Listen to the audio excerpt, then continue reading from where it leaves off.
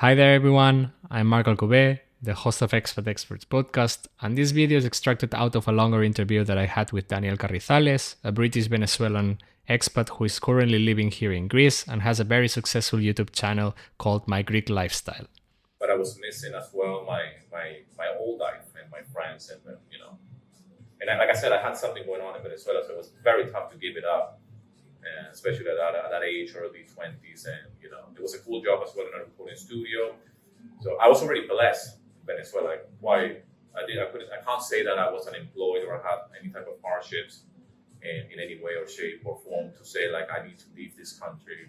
And it was actually quite the opposite. I was not financially secure, but in terms of like what I was doing, I certainly felt very, very blessed. So it was a tough call. Yeah, specifically with that age, like being early 20s, saying, fuck it all. Maybe if you are in a bad situation, it's more easy. It's easier, yes. So at that point of time, you made that call? So between those 2 years, what happened is that I left Venezuela. I quit my job. I broke up with my girlfriend and all of this, the whole thing.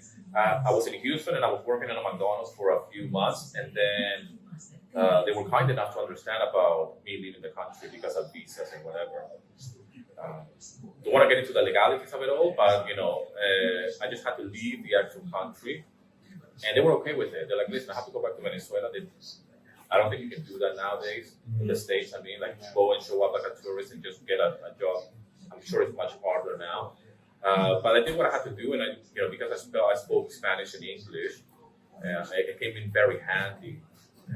Because my manager in Houston did not know any Spanish, and all the people that were working there, they're pretty much just Spanish speaking, and they don't speak any English. And even though I had no qualifications or no experience in fast food, I managed to just get in.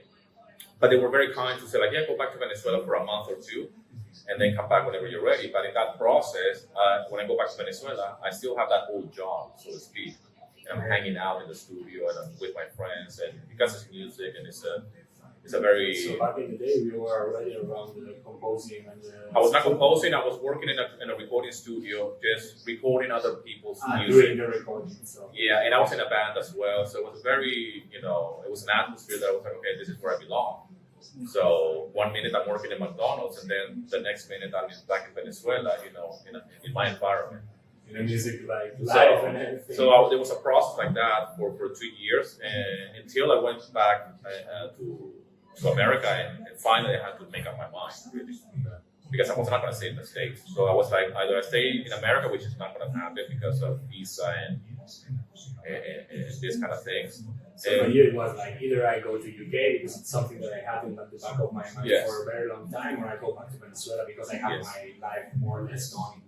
Yes, America was not it was never a plan to stay in America for good. But I did meet people in America. I met good friends, made good friends and everything.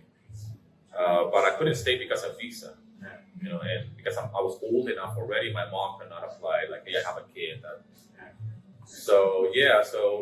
that was a good position to be in. Like, okay, either Venezuela or England, which is the original plan. And eventually I managed to go to England. And then the same thing happened, by the way. Once I arrived in England, it was like, okay, this is a shock. I don't know what I'm doing here. I don't know anybody. I don't have enough money. And I only survived for a couple of weeks. And then I went back to Houston. Not because of visa issues, but because of money. And the shock was like, okay, I don't know if I can actually make this happen. And that happened. It was kind of like the same process. A lot of back and forth. Not a lot, but a couple of times. And a lot of mental.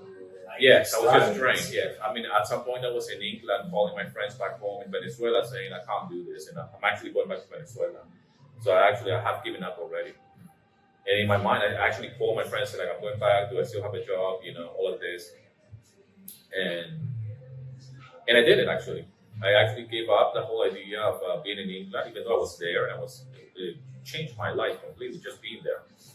Because I went to the place where I was born, right? Like I was like, this is the house where I was born. This is the hospital. So for me, it was very important that. London? Yeah, London.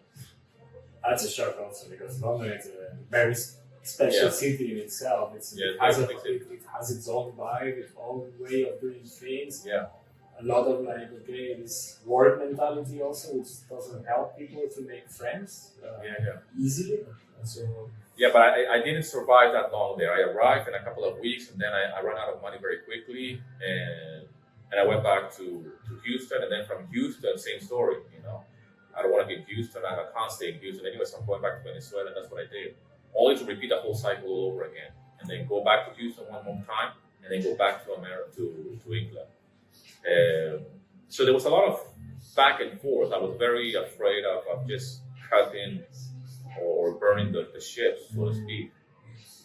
Very, very hard. I wouldn't like to go through that again. Yeah. can you imagine? It sounds difficult. Yeah, it was. What is the trigger then that decided? When is the moment that you say, okay, now I'm staying?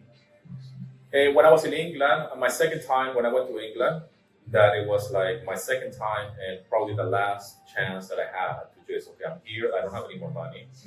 And the first week I couldn't find a job. Second week, I was just like, okay, there's no way I'm gonna survive another week here.